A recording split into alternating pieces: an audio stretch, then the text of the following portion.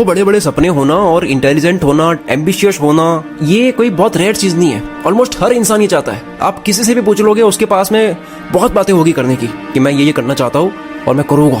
तो करते क्यों नहीं है? अब तक हुए क्यों नहीं? अगर इनसे पूछा जाए कि भाई अब तक हुआ क्यों नहीं, इतने टाइम से सोच रहे हो, एम्बिशियस हो, तो 99% लोग क्या जवाब देंगे कि मैं एम्बिशियस तो हूँ, बहुत कुछ करना चाहता हूँ, मेरे सपने बड़े बड़े हैं, पर यार मैं लेजी हूँ थोड़ा सा, मैं ही नहीं कर रहा हूँ। अभी करने जाऊंगा तो कर दूंगा, सबको लगता है।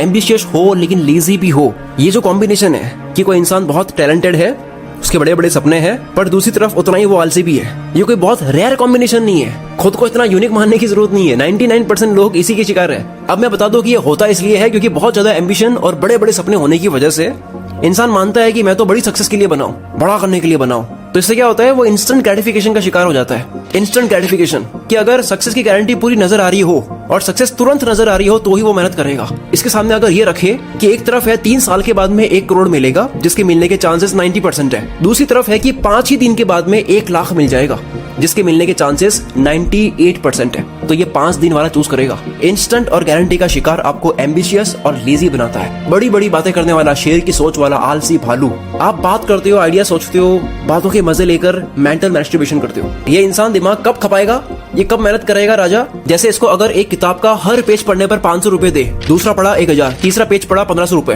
तुरंत दी जाए, तो ये पूरी बुक पढ़ लेगा। प्रॉब्लम की जड़ क्या है कि आदत लगी है इंस्टेंट रिवॉर्ड की, तुरंत रिजल्ट की।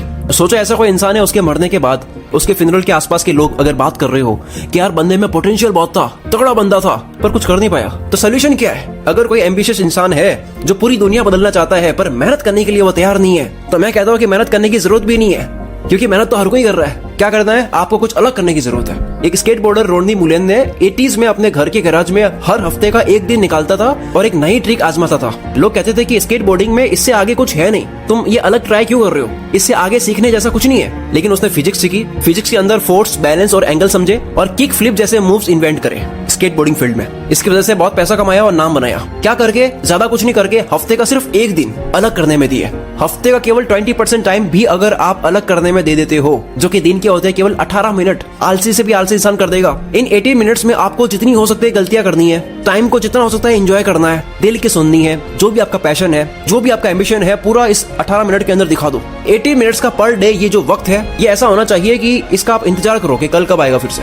सिर्फ इतना करने से आप अपने कंपटीशन से 98% आगे निकल जाओगे। कैसे? अब मैं आपको केस स्टडीज देता हूँ। स्पॉटिफाई कंपनी अपने एम्प्लॉयज को एक फ्रीडम देती है। ये एक पूरा हफ्ता होता है जहां लोगों को बोला जाता है कि अपने दिल के क्रेजी आइडियाज पर काम करो, कोई रोक टोक नहीं है, जो मन में आ रहा है वो करो, चाहे वो नया फीचर हो, म्यूजिक को सुनने का नया तरीका हो, जो भी। इस चीज को इन्होंने हैक वीक नाम दिया, लेकिन है वही 20% रूल। एक बार हैक वीक के दौरान एक इंजीनियर बैठा था, उसके दिमाग में आइडिया आया कि क्यों ना स्पॉटिफाई में ऐसा फीचर बनाया जाए जिससे हर यूजर को उसकी पसंद का म्यूजिक अपने आप उसके होम स्क्रीन पर प्लेलिस्ट बनकर दिख जाए। सबके टेस्ट अलग अलग होते हैं गाने सुनने के, तो ऐसा एल्गोरिथम सेट किया जो यूजर के टेस्ट को पकड़ेगा और एक प्लेलिस्ट बना देगा। इस फीचर का नाम रखा गया डिस्कवर वीकली। जब ये लॉन्च हुआ तो लोगों के होश उड़ गए। एक यूजर ने तो कहा कि ये प्लेलिस्ट मुझसे ज्यादा समझती है। 2015 में ये आइडिया दुनिया के सामने आया और हर हफ्ते करोड़ों